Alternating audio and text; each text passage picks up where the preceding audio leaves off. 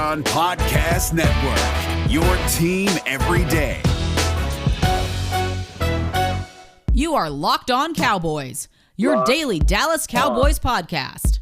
Part of the Locked On Podcast Network, your team every day. Locked on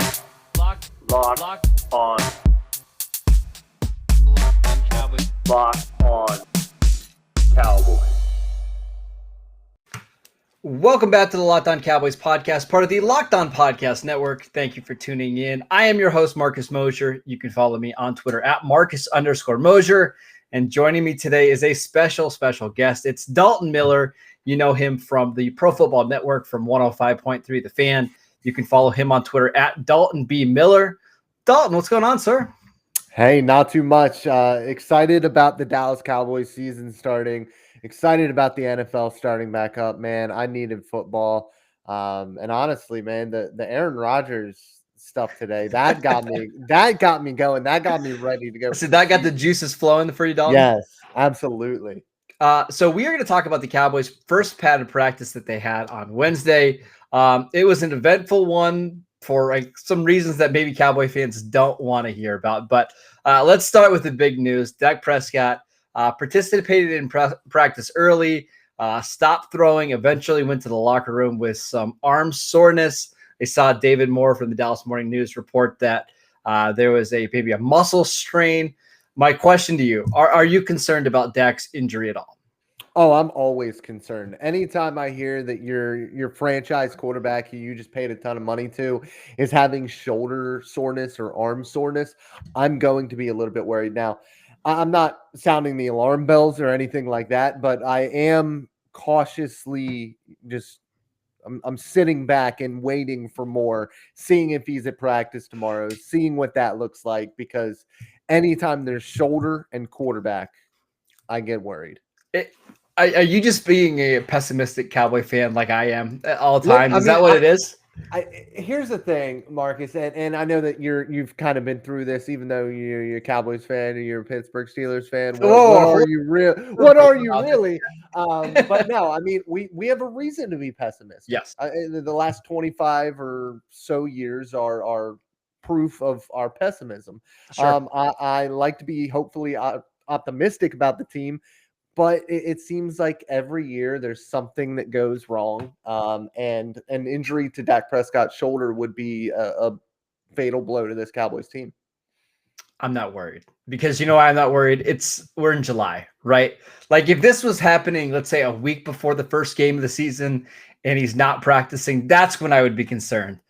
They're going to be overly cautious with every single player, especially your franchise quarterback, right? Like we've already heard Mike McCarthy talk about, hey, we're going to manage him. We're not going to overwork him.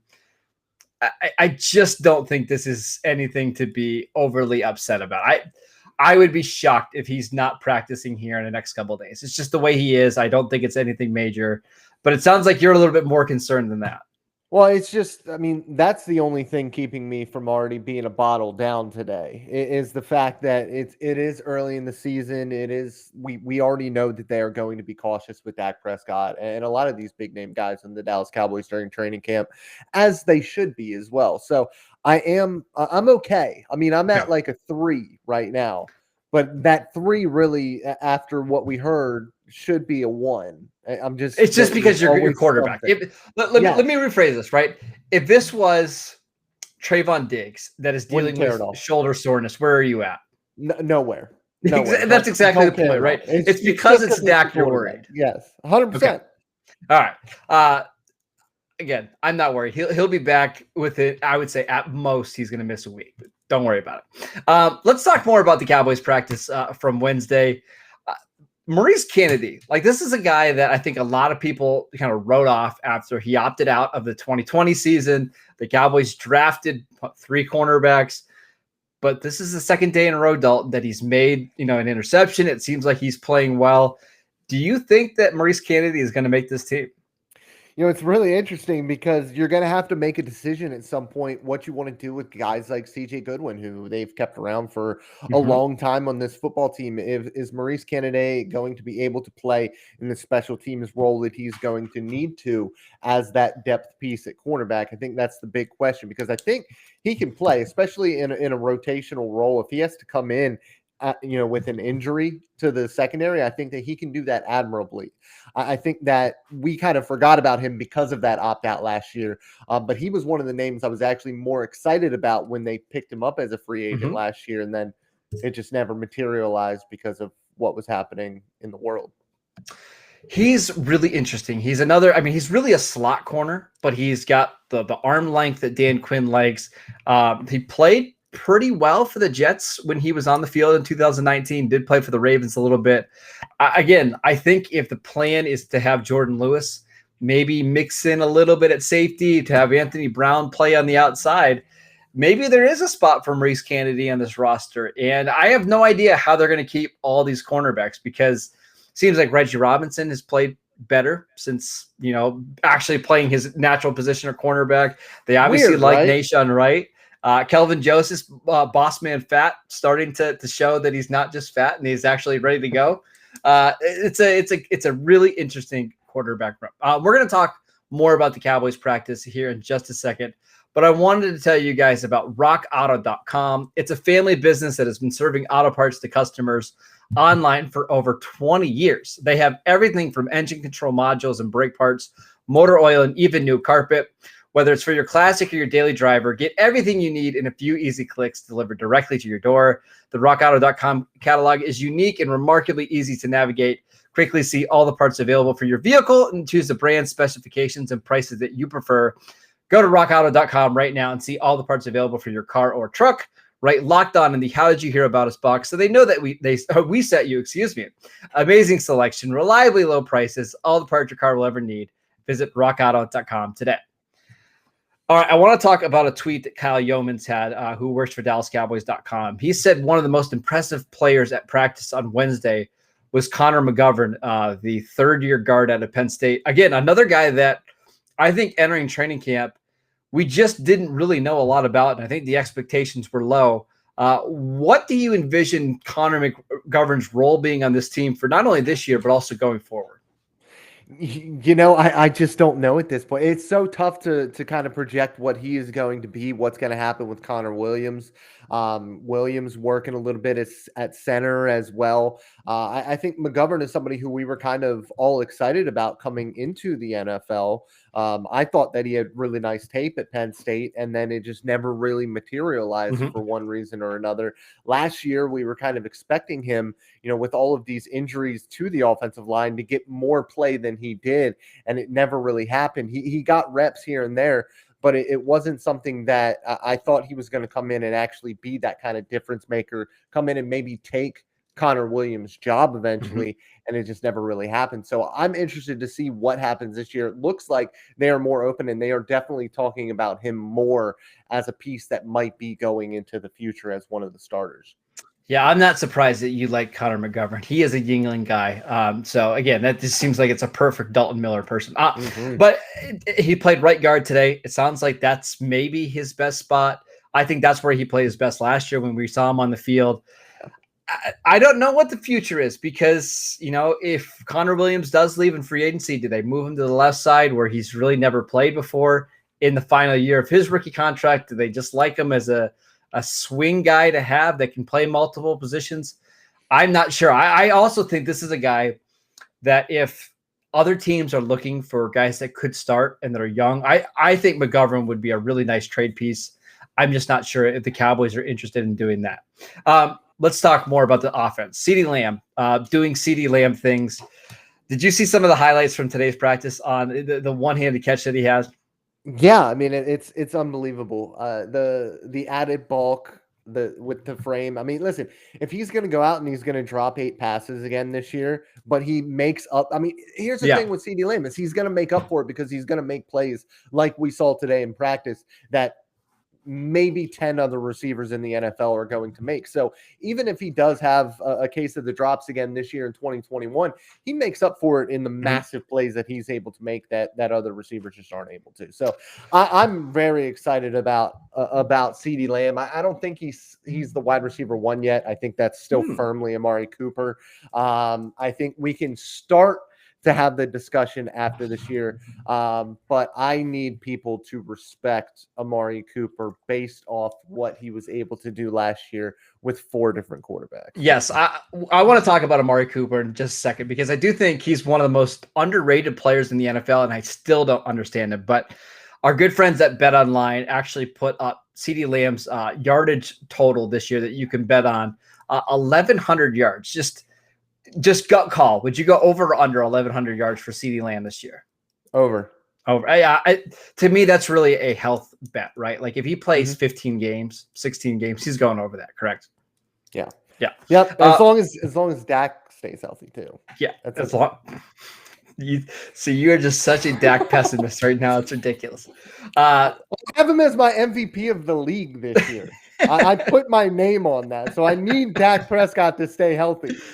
Yeah, not only did I put my name on that, I also put some money on that. So we both really need Dak to stay healthy. The odds are good. Let's talk about Amari Cooper. He is still not practicing. He's in the PUP list. I did see him working on the cords today, which generally means that you're getting close to returning to practice. Again, are you concerned about his injury? And what do you think the ceiling is for Amari Cooper? This is his 4th year in Dallas. And tell me why you think he's so underrated as a player. You know, I'm not worried about Amari Cooper right now. When the season comes around, I mean, the plantar fasciitis that he goes through is that it's never going to leave. He's always going to have to deal with that. So, and he's dealt with it seems like all the way back to college. Exactly. And he's still one of the best 3 route runners in the NFL. And I think that's one of the things that makes him so underrated is people just don't seem to give him that credit. His ability to get open, especially for somebody his size, because he's not a 5'11", 190-pound receiver. No. This man is 205, 210 pounds. He's a big boy. I wouldn't even be surprised if he's heavier than that. I think when he came out of Alabama, he was like 220. So he's a big guy. And a big guy with that type of footwork, the ability to separate is huge, especially in this type of offense with Dak Prescott. That ability to be that type of target, he's always going to favor that. And any quarterback will. Any quarterback that, can see a guy get open against man coverage consistently is going to target them. And I think that's why he's still the wide receiver 1 with that frame. But like I said, CeeDee is going to be hot on the trails. And Matt Harmon does great work over at reception perception. CeeDee was doing work in the slot last year. It'd be interesting to see what happens if we maybe lose Michael Gallup and see what happens to CeeDee Lamb on the outside. I know there's some people trying to split up Amari Cooper and CeeDee Lamb, but you don't want that. These 2 guys just fit so well together, right? They can both play in the slot. They can both play outside. Amari is your route runner. CeeDee is the guy that can also create plays with separation, but can win with the ball in the air. He can win after the catch. I just think they are really the perfect pairing, and I don't want to separate those guys anytime soon. And Gallup too is a great compliment to them because it's why I'd pay Gallup. Honestly, he's the perfect. We talk about Amari and CeeDee being a perfect fit. He's the perfect 3rd guy to go with those 2. Mm-hmm. Yeah, because coming out, we didn't see him as this downfield threat. He's not a speed guy, but he's so adept at being able to create late separation down the field. And he and Dak might have the best rapport of any of the wide receivers. So if you can get him at some type of little discount after he goes for like 1,100 yards this year, that would be fantastic. Well, it's a really good point. Now, I posed this to my co-host, Landon McCool. If it comes down to Randy Gregory and Michael Gallup both being free agents, and you can only keep one of those guys, because I've got a feeling Randy's going to have a really good season this year. Everything is just leading up to that. Which of these 2 guys do you want to pay? Because I understand the argument that it's easier to replace a 3rd receiver, a quote-unquote 3rd receiver, rather than a starting defensive end. But this team, the only way that they're going to compete is if they score 30-plus points a game. So I'm curious, what is your answer on that one? Do you trust them to draft a pass rusher? No, I don't. It's a good point. Listen, I trust them to draft a wide receiver way more than I trust them to draft a defensive end or a 3-4 outside linebacker that's a designated pass rusher. And at the end of the day, there's just more wide receivers out there that are able to do it, especially somebody that fits the role that Michael Gallup fits in this offense, being the downfield threat. So I would rather keep Randy Gregory if he has a big year, because I think this defense needs that pass rusher opposite of Tank Lawrence. It's a good argument. I'm still of the general belief that you pay offensive guys and you draft defense and you kind of just cycle through those guys because they're a little bit more unpredictable from year to year. I'd rather just have a really stable offense. And I think if you can keep Gallup, who's only 25 years old, for the next 3 years, I think that's the way you go. We're going to talk more about the practice and some of the things that went wrong at practice. But before we do that, I want to tell you guys about BetOnline, the fastest and easiest way to bet on all your sports action. Baseball season is in full swing, and you can track all of the action on BetOnline. Get all the latest news, odds, and info on all your sporting needs, including MLB, NBA, NHL, and UFC. Before the next pitch, head over to BetOnline on your laptop or mobile device and check out all the great sporting news, sign-up bonuses, and contest information. Don't sit on the sidelines anymore, as this is your chance to get into the game as teams prep for their runs to the playoffs. Head to the website or use your mobile device to sign up today and receive your 50% welcome bonus on your first deposit. BetOnline, your online sportsbook experts. All right, Dalton. So the Cowboys had, I believe, 5 interceptions in team drills today. Partly because, actually not partly, mostly because the quarterbacks were Garrett Gilbert, Cooper Rush, and Ben DiNucci. Are we getting to the point where the Cowboys need to go out and get a backup quarterback? Because it sounds like, even though we're just one padded practice in, that practice basically completely comes to a halt when anybody but Dak is on the field. No. And I go back to what I forget who exactly. Tom Moore. I know the quote is, right? Yep. We reference it all the time, right? We don't practice effed. Yeah. And that's really the thing. The backup quarterback conversation is so difficult because if Dak goes down for, say, 2 or 3 games, you need a competent quarterback to come in and hold water. And I think that Garrett Gilbert, from what we saw, might be able to do that. I agree. The other two aren't. No. Cooper Rush, it's not going to be, and Ben DiNucci apparently can't even complete a pass at practice, which big miss by me, but I'll take that one on the chin. I don't. You and Mike care. McCarthy both. Exactly. I don't care about the backup quarterback situation if Dak Prescott is lost for a long time. Yeah, but you do need to bring in a veteran probably if he's going to be down for a week or 2. I actually think if Dak goes down for a week or 2 because of this shoulder injury that you're so concerned about, I think you're muted. That's all right. I'm not worried about that, right? Like, I'm concerned about getting through practices because it's hurting the development of some of the young receivers and some of the young offensive linemen. But we're almost to the point now in practice where it's like, it's not worth going out and getting, let's just say, like a Josh McCown. Josh McCown's not going to be the backup quarterback, right? Mm-hmm. But like somebody like that, because they're going to have to go through all the COVID stuff. They're going to have to wait a week. You got to ride with the guys that you have. And if Dak misses the whole season like we saw last year, it doesn't matter if you go out and get a Nick Foles or a Mitch Trubisky. It doesn't really matter. So it's going to suck to watch Ben DiNucci in preseason for the next, we got 4 preseason games this year. It's going to be awful, but I don't know what else they can do. No, neither do I. It kind of is what it is at this point. Yeah. So the coaches are going to be the ones that are going to have to watch Garrett Gilbert, Cooper Rush, and Ben DiNucci continue to throw interceptions. But hey, maybe it's not the worst thing in the world. It gets the defensive back some confidence, gets them used to balls that are off target. So it's a lot of fun. So Dalton, tell us where people can find you, what you're working on, what you're going to be doing this season. Yeah, so you can find my work on the Pro Football Network. I will be doing recaps after every slate of games on Sundays. I'll be doing Monday recaps. I'll be doing daily videos on the Pro Football Network as well, PFN Daily, as well as a bunch of other stuff over there. On my Twitter, Dalton B. Miller, you can find me. I'm going to be talking about, in a positive or negative way, the Dallas Cowboys.